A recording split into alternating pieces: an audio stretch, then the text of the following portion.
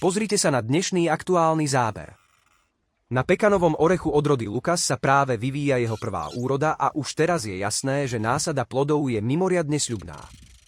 Koncom júla majú mladé pekanové orechy za sebou najkritickejšie obdobie.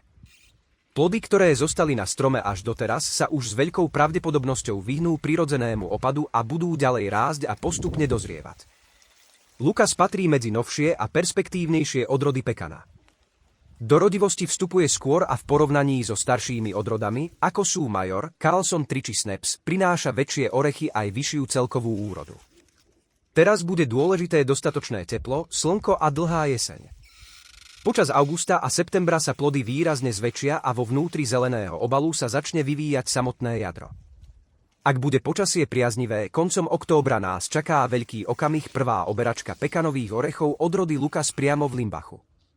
A tento pohľad je ďalším dôkazom, že moderné a správne vybrané odrody pekana majú ekonomickú budúcnosť aj v podmienkach strednej Európy.